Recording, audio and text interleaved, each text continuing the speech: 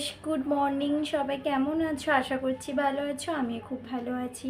তো আজকে ভাদ্র মাসের শেষ দিন, আজকে ব্রহ্মার পুজো। প্রত্যেকটা বাড়িতে ব্রহ্মা পুজো হয়, রান্নার আয়োজন হয়।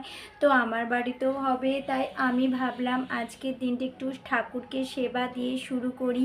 তো এই দেখো, তার জন্য আমি ঘরের ঠাকুরকে সেবা দেবো বলে সমস্ত কিছু রেডি করেছি। আমার বর গেছে, তোমাদের দাদাবাবু গেছে ফুল আনতে, ফুল আনলে তারপর সেবা দেবো। আমি এখন স্নান টান করে রেডি হয়েছি, মন্দিরে যাব ঠাকুরকে সেবা দিতে। তো চলো, এই দেখো আমি এখানে কলা নিচ্ছি। তারপরে মন্দিরে তো অনেকগুলো ঠাকুর, তার জন্য আমি এখানে এগুলো একটু একটু করে সাজিয়েছি। তো ঘরের ঠাকুরকে এই দেখো সাজিয়েছি। তো তোমরা কে কে রকম করছো অবশ্যই বলো। তো এখন আমি যাব তুলসী পাতা তুলতে, তুলসী পাতা তুলে এনে ঠাকুরকে সেবা দেবো। তোমার দাদাভাই ফুল আনলে ফুল নিয়ে ধূপ নেব, দুধ নেব। আমাদের মন্দিরে শিব ঠাকুরও আছে, শিব ঠাকুরকে জল দেব।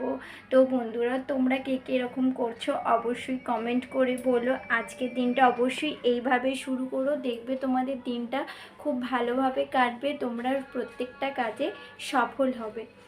তো চলো বন্ধুরা, আমি দেরি না করে, বেশি কথা না বলে ঠাকুরকে জলটা দিয়ে দিই। কেননা রান্নার দিকেও তো আয়োজন করতে হবে।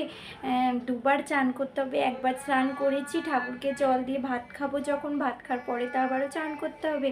তো চলো, তোমরা এই ভিডিওটা অবশ্যই দেখো।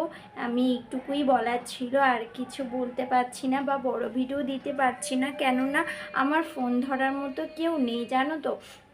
আমি একা হাতে করে দেখাতে পারবো না।